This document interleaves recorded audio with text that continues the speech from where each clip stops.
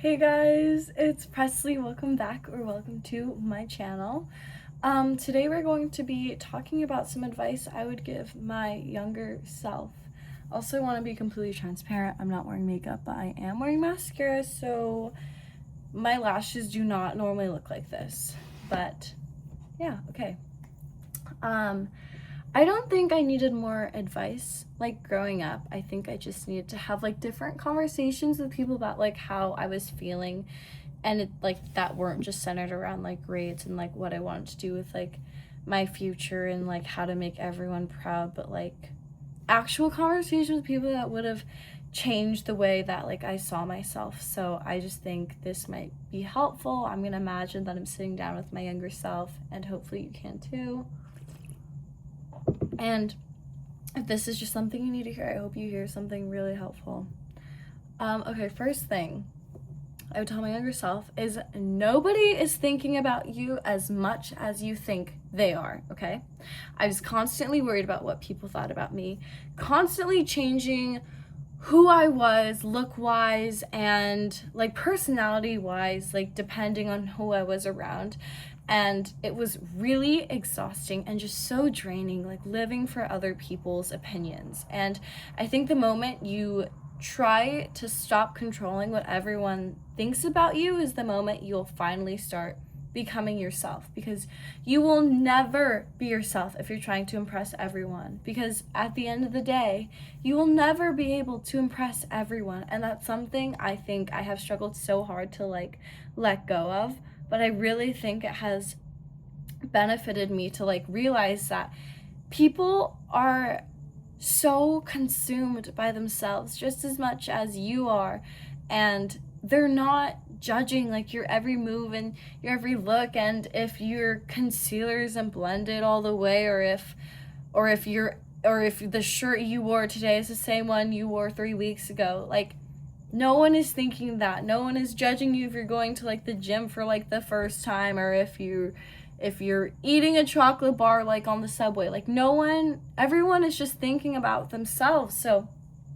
stop trying to like fill this like identity void with like people's opinions, because those opinions do not define who you are, and you're letting them define who you are, and that is just not healthy. Okay, the second thing I would tell myself is that, Presley, how you're feeling, whoever you are, how you're feeling is real and it's completely valid, but it should not drive every decision that you're making, okay? Like, not like wanting to, like, your desire to just sit in bed all day and like not do anything, and like avoiding difficult like conversations, and like just waiting till like you feel ready, and just not wanting to say workout, because that's just for me personally. And I just think you're not, Presley, you're not going to build the life you want by following your emotions. You build it by following your values. And I think that's really important you realize, okay? Let me say that again. You don't build the life you want by following your emotions. You build it by following your values. So if you value relationships and friendships, you're not going to make those just by sitting in bed all day because you feel like it. If you want to get in shape and become healthier, you're not going to do that by just doom scrolling on your phone for 17 hours. That's just not how it works. And I think that I'm such an emotion driven person that I really need to like take a step back and be like, okay, I'm acting out in this way towards someone. I'm avoiding this because I'm feeling this way, but do I value this person enough that I want to have a conversation with them? Yes. So you should have a conversation with them, even if you don't always feel like it. But if they're worth having that conversation with, that difficult conversation with, you need to go for it, because you are letting these emotions just consume you fully and completely, and it's stopping you from making a decision that will help you like along the way. Okay? Third thing I would tell myself is you do not need confidence to start doing something, okay? I used to wait until like my skin cleared up to like go to places without makeup, and I used to, wait until I don't know, like felt prettier until I was able to post a picture on Instagram or start a YouTube channel. But like, I don't know, like you just don't, like, thinking that like confident people are just like born confident, and realizing that confidence comes from like showing up is such like an interesting idea to me, because it's just so real. Like, you don't need confidence to start something. You get confidence from starting that exact thing. And sometimes you just need to take that leap of faith and just do it. And because of that, you will gain confidence, because you're gonna be like, you know what? I tried that and it went well, or it didn't go well. And that doesn't matter, because you started it, and and you'll look back and you'll be like, you know what? I did this, it didn't work out, but I'm glad that I tried it, and I'm glad that I did it. So I'm ready to try something new and something that you're passionate about. And I just think people don't need to have like this perfect image of themselves to start doing something they love, because if you love something, you're going to get confidence and just a drive from doing what you love. I think the fourth thing I would tell myself is to stop waiting for the perfect version of yourself, because perfection does not exist. You can get kind of close, but you won't always be there. And I think if we keep, as a society, if we keep waiting to just keep evolving and evolving before we are able to do anything, like nothing is going to happen, because guess what? Life is happening right now, and time does not wait for you to be perfect. Time is going to keep moving on despite how flawed you think you are or how great you think you are. Life is going to keep moving. So if you're going to wait until you feel prettier to do something, or wait until you have enough money, waiting is good and there's wisdom in that. But if you're waiting for like some sort of perfection, you're never going to get that, okay? Fifth thing I would tell myself, okay? Some people will grow without you, and that is okay. Sometimes you're gonna get distant from certain people, and that is okay. Friendships change. People will misunderstand your boundaries, and you will feel guilty for changing, but that's okay. Not everyone is supposed to understand who you're becoming and what you are doing for yourself, and that is okay. And it is completely on them if they want to support you or not in that. And sometimes they won't. Sometimes you're gonna be walking like this, and then suddenly you're gonna go like that.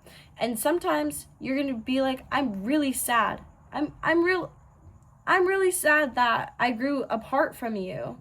Well, I didn't really support what you were doing, and I'm fine without you. And then you're just gonna be like what? But it's okay that some people are growing without you. People are going to continue moving on with their, sorry guys, my sprinklers are going off. But friendships change and people change. And just because other people do and you want them back so bad, that doesn't mean you have to run backwards and bend yourself 15 different ways to get them back. Because sometimes people just change, and that is okay, because you are going to change as well, okay? Sixth thing I would tell myself, discipline is an act of love towards yourself. Discipline is self-love, okay? Discipline normally sounds like punishment. It sounds like rules and like a strict like set of just words that you have to follow. But discipline is actually taking care of yourself. What does discipline look like for me personally? That looks for me going to the gym, going to the bed earlier, doing my skincare consistently, eating food that actually makes me feel good, and keeping promises to myself. Those might not be your ways of being disciplined in your life. Maybe that's journaling consistently. Maybe that's getting up every single day and putting on a cute outfit. Maybe that's what your discipline looks for you. But discipline is an act of self-love, because self-love doesn't always look like self-care. Sometimes it looks like doing something for yourself, even when it's difficult, okay? Last thing, failure isn't embarrassing. I want to hone in on this one a lot, okay? Sometimes we're scared to start things because you might fail. Completely logical. That makes sense. But we look back and we realize no one even cared. No one even said anything. And the only thing that's embarrassing is actually letting fear rule your life. I was scrolling and I saw this girl, what's her name? Madeline? I don't know. She dated like some rapper guy. I don't even remember his name. Anyways, Central C, yes. And she was talking about how like she was like she was just running from her fears. But what if she felt like her fears were just chasing her and she was just running? But what if she started chasing her fears? Okay?